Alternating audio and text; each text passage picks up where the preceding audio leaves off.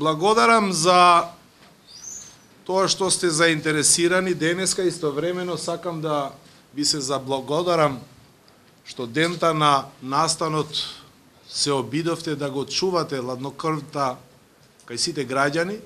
Беше потребно. Истовремено сакам преку вас да им се заблагодарам на сите тие што сочувствуваа заедно со нас на 27 април и кои истовремено сакам да им се извинам на илјадници кои сакаа да бидат заедно, да се среќават со мене, но истото не беше можно. Во врска со тоа што се случи на 27 април, дозволете ми да ви кажам дека све што сме направиле ние како политички субјект, ние потребите на албанците сме ги во Македонија сме ги проточиле во политички барања. И на 27 април се изврши атентат врз потребите на албанците, не лично врз мене. Се изврши атентат врз политичките барања на албанците.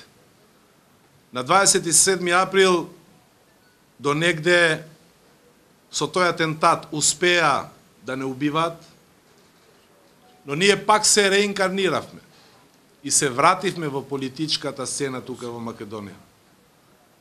И ние ќе продолжиме пак барањата на албанците, потребите на албанците тука во Македонија да ги преточиме во политички барања. И ќе продолжиме заедно со сите други политички субјекти за да продолжиме во овој наш пат и нормално ќе се вратиме уште појаки во политичката сцена. Ние сме, уште на почеток сме биле за ново владење. Не велам намерно нова влада, него ново владење.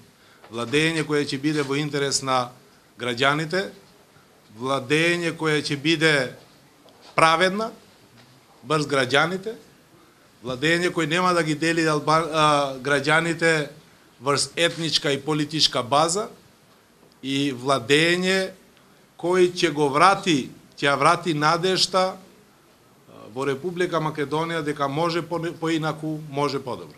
Дали ова значи дека исто како и со ОБЕСА и со други разговори кои што се вело дека се движеле во насока на разговор за принципи, дали вие разговарате за принципи или пак сепак имате некои одредени барања од тоа? Нормално дека политичка влада без однапред некои барања, ние ќе бидеме гаранцијата во тоа владење без разлика дали физички ќе присуствуваме во истата или не. Ние ќе бидеме гаранцијата дека интересите на албанците во таа влада ќе бидат предвидени и ќе се реализират истите.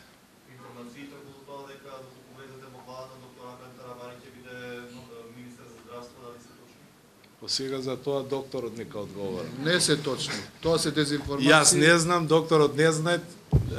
Зборуваме повеќе ни се важни тематските прашања него тоа кој ќе биде министер или кој нема да биде министер. Како го толкувате давањето на мандатот на Заев од страна Иванов и гаранцијата која што ја даде Заев на председател Иванов? Јас не сум председател колку што знам на господинот Зоран Заев. Јас сум председател на Движењето за реформи Демократска партија на албанците. Ние никаква гаранција не сме подпишале што барал некој си председател. И нема никогаш да подпишуваме гаранции кои некој ги бара. Нема да дозволиме никој да не забрани да размислуваме и да даваме предлози. Ништо не е спорно, тоа што се зборува со месеци дека мора да се чува унитарниот карактер на државата, тоа не се прави по протести, не се прави по улици, нега тоа се прави во собрание. Ако некој постигнува да собира двотретинско мнозинство, ќе го направи и во собрание истото.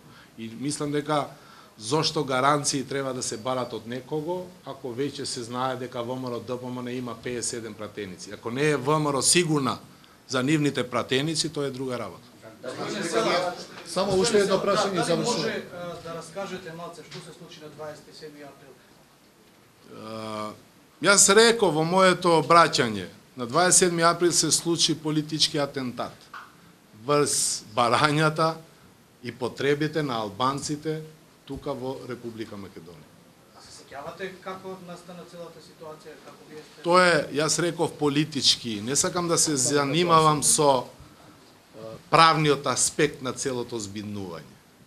Сакам да се занимавам со политичкиот аспект на целото збиднување, бидејќи јас бев нападнат политички, а не бев нападнат заради тоа што имам лично нешто проблеми со некои со тие што ме напаѓале, дури не ги знам кои се.